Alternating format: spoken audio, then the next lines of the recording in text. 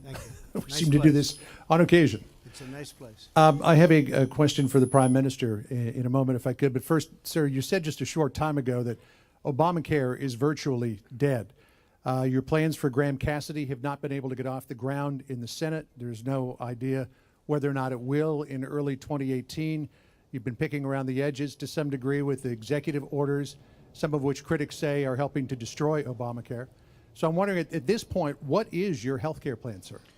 Well, if you look at insurance companies and you take a good, strong look and at the numbers, you'll see since the formation of Obamacare, they're up 400%, 450%, 250%, 300%.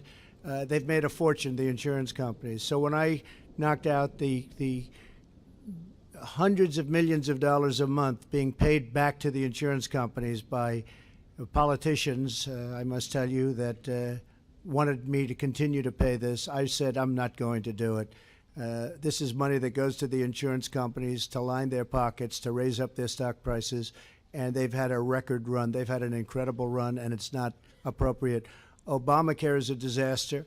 It's virtually dead. As far as I'm concerned, it really is dead, and I predicted that a long time ago. It's a concept that doesn't work, and we are very close. We feel we have the votes, and as soon as we're finished with taxes, John, we really feel we have the votes to get block grants into the states where the states can much better manage this money and much better take care of the people rather than the federal government. The state block grants will do massive block grants into the various states so that the states can run the program.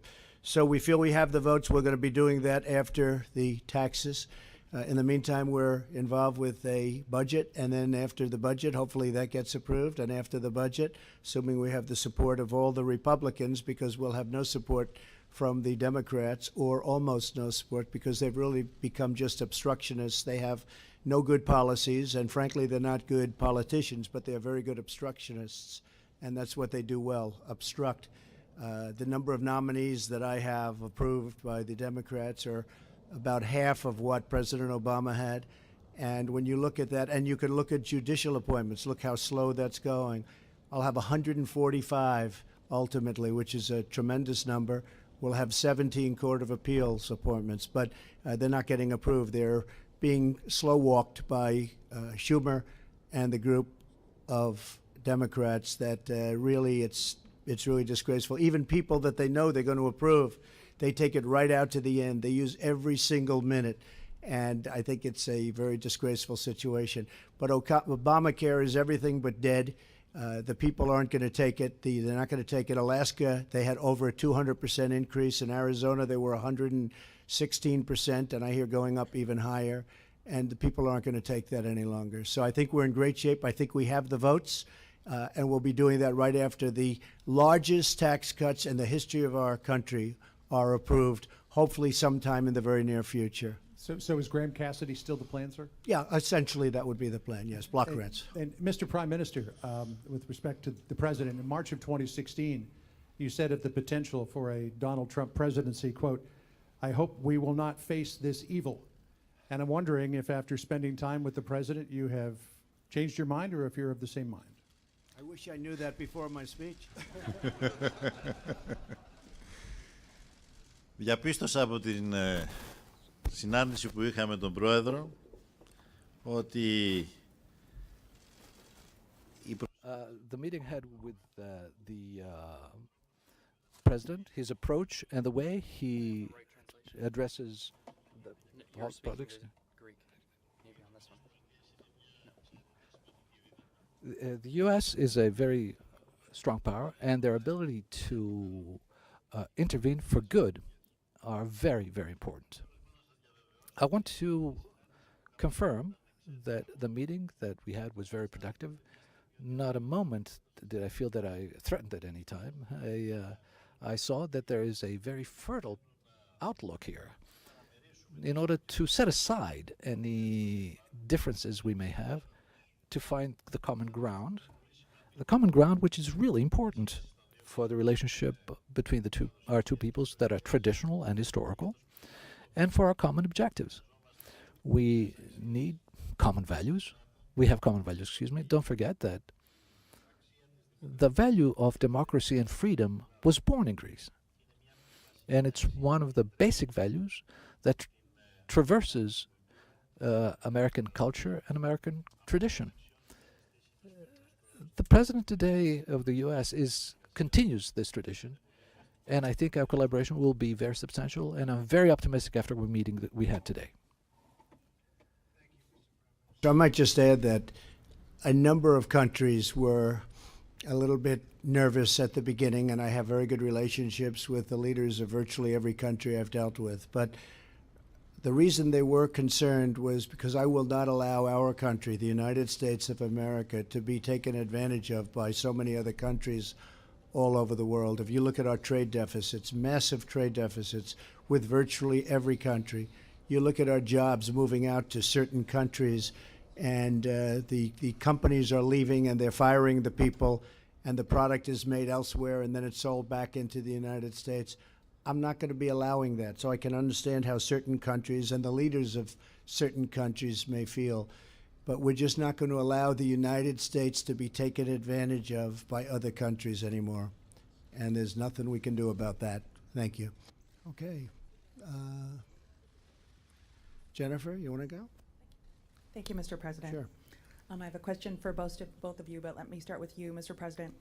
Let me give you a quick question about the Federal Reserve. Do you have any other candidates that you're looking at other than Powell, Yellen, the five that have already been named? Are you looking at anyone besides those folks? I would say within those five, you'll probably get the answer, and I'll be making the decision over the next fairly short period of time. Can you say who your favorite is at this point? Honestly, I like them all. Okay. I do. I have a great respect for all of them, but I'll make a decision over the next very short period of time.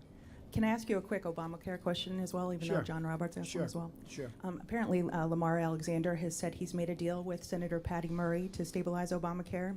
Has the White House been involved in those negotiations, and will you support that deal? Yes, we have been involved, and this is a short-term deal because we think ultimately block grants going to the states is going to be the answer. That's a very good solution. We think it's going to not only save money but give people much better health care with a very, very much smaller premium spike, and you look at what's gone on with that. Also much lower deductible so they can use it. Lamar has been working very, very hard with the Democratic, his colleagues on the other side, and Patty Murray is one of them in particular. And they're coming up, and they're fairly close to a short-term solution. The solution will be for about a year or 2 years, and it'll get us over this intermediate hump because we have, as you probably know, we have either have the votes or we're very close to having the votes, and we will get the votes for having really the potential of having great health care in our country. So they are indeed working, but it is a short-term solution so that we don't have this very dangerous little period, including dangerous period for insurance companies, by the way. For a period of 1 year, 2 years, we will have a very good solution, but we're going to have a great solution ultimately for health care. Okay? And they are working together, and I know very much what they're doing. Okay? Thank you. And Mr. President, you praised Greece's role in NATO with the contribution and in Suda Bay. Amid the volatile region of the Eastern Mediterranean, what do you see as the potential of Greece being as a pillar of stability in the region? And what would the U.S. like to see happening in order for Greece to achieve this potential? Thank you. Well, I'll just start by saying that I think it has a great role in stability in the area. We have a feeling that it will get stronger and stronger. Very stable people. It's got the potential to once it gets over this tremendous financial hurdle that it's in the process of working out. We think that there'll be great stability in Greece, and militarily and in every way we look at it as very important and very important to the United States. We have great confidence in Greece as a nation. We have great confidence in what they're doing relative to their military, because I know they have plans to do some terrific things, and we know they will be an ally for many, many years to come. You know, they've always been a very reliable ally, and we've always been very reliable to them. So we look forward to that for many years.